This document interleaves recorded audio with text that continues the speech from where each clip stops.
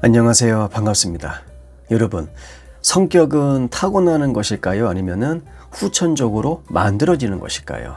그 전에 먼저 이 영상을 보고 계신 여러분들 중에서 나는 노력하면 성격을 바꿀 수 있다라고 믿으시는 분 몇 분이나 계신가요? 아니면 반대로 성격은 타고나는 거야, 노력으로 바꿀 수 없어 라고 생각하시는 분도 몇 분 계시겠죠? 재미있네요. 사실 심리학자들도 아주 오랫동안 이 질문을 가지고 씨름해 왔습니다. 성격은 타고나는 걸까? 아니면 환경이 만들어내는 걸까? 이번 영상에서 저는 성격의 70%는 타고난다는 과학적인 여러 사료를 바탕으로 해서 여러분들의 믿음을 한번 흔들어 보도록 하겠습니다. 일단 숫자로 먼저 시작해 볼게요. 성격 연구의 거장, 미네소타 대학의 유명한 쌍둥이 연구가 있습니다. 굉장히 유명합니다.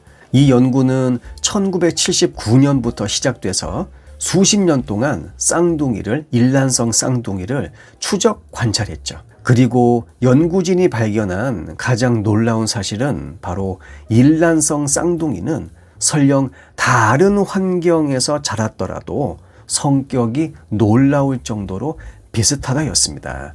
예를 들면 어릴 때부터 떨어져 자란 쌍둥이가 있어요. 한 명은 미국에서 아주 엄격한 가정에서 자랐고, 또 다른 한 명은 브라질에서 자유로운 영혼 맨키로 그런 곳에서 자랐죠. 그런데 이 둘이 성인이 되어서 만났더니 같은 방식으로 웃고요, 같은 취미를 가지고 있고, 그리고 비슷한 결정을 내리는 거였습니다. 심지어 같은 브랜드의 담배를 피우고 같은 차종을 좋아하기까지 했다고 하네요. 이 연구에 따르면 성격의 40에서 60%는 유전자가 결정한다고 합니다. 그리고 여기에다가 후속 연구들을 더하면 이 숫자는 70%까지 올라가죠. 이 말은 곧 우리가 타고난 성향에서 완전히 벗어나기는 어렵다는 뜻입니다. 그러니까 나라는 사람이 물이야. 근데 주변 환경이 조금 추워지고 차가워지면 얼음이 되기도 하고, 또 좀 덥다, 뜨겁다 그러면 수증기가 되기도 하죠.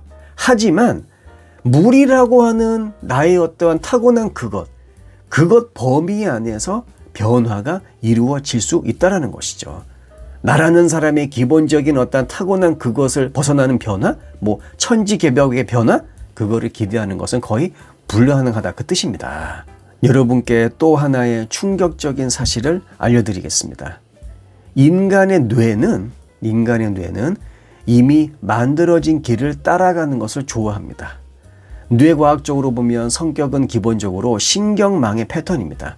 예를 들어서 여러분이 내성적인 사람이라고 하면은 뇌의 특정 부위, 특히 편도체, 그러니까 감정을 처리하는 편도체가 활발하게 작용합니다. 반면에 외향적인 사람은 도파민 시스템이 더 강하게 작동하죠. 이건 자동차 도로와 비슷한 거예요. 만약 서울에서 부산 가는 고속도로가 이미 깔려 있다면 차가 그 길로 가는 게 당연하겠죠. 하지만 부산이 아니라 광주로 가고 싶다면 길을 새로 뚫어야 합니다. 그리고 여러분도 아시다시피 새로운 길을 만드는 건 어마어마한 노력과 시간이 필요합니다. 이것이 바로 성격을 바꾸는 게 어려운 이유죠. 그렇다면 후천적인 영향은 정말 30%밖에 안 될까요? 사실 여기서 중요한 포인트가 있습니다. 바로 환경이 모든 걸 바꾸진 않지만 극단적인 환경은 변화를 만들어낼 수 있다는 것이죠. 뭐라고요? 극단적인 환경은 변화를 만들어낼 수 있다. 예를 들면 극단적인 가난을 경험한 사람들은 생존 본능이 강해지면서 더 현실적인 성향을 갖게 됩니다. 그리고 군대 같은 강압적인 환경에서는 심지어 성격이 단기간에 변하는 경우도 아주 많다라고 해요. 하지만 이런 변화들은 완전한 변화가 아니라 특정 상황에서 작동하는 임시적인 패턴인 경우가 절대 다수라고 합니다. 결론적으로 환경은 성격을 약간 조정할 수는 있다. 오케이? 하지만 근본적인 나의 기질을 바꾸지는 못한다라는 것이죠. 여기까지 들으셨다면 이제 궁금하신 부분이 계실 거예요. 그럼 내가 만나는 사람은 바뀔 수 있는 거야, 없는 거야? 간단합니다. 여러분, 답을 다 아실 거예요. 사람 변하지 않습니다. 변한다고 믿지 마세요. 예를 들어서 여러분이 상대방의 성격을 바꿔보겠다고 연애를 시작한다. 망하는 지름길입니다. 내 남자친구는 나만 만나면 철이 들 거야. 아니요, 그대로입니다. 결혼하면 저 사람도 변하겠지? 착각입니다. 회사에서 내 부하 직원이 좀 더 적극적으로 변하면 좋겠어. 그냥 포기하세요. 대신에 우리가 할 수 있는 건 타고난 그 사람들의 성향을 인정하고 그것을 이해해 주는 것뿐입니다.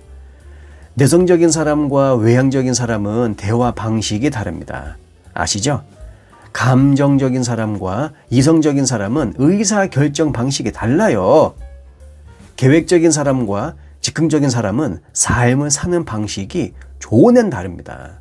결국 인간관계에서 중요한 건 상대를 바꾸려는 게 아니라 상대를 그냥 이해하는 겁니다. 따라서 우리의 인생을 더 행복하게 만드는 방법은 변화를 강요하는 것이 아니라 차이를 인정하는 것이죠. 영상 내용이 도움이 되셨다면 구독과 좋아요 부탁드립니다. 다음 영상에서 뵐게요.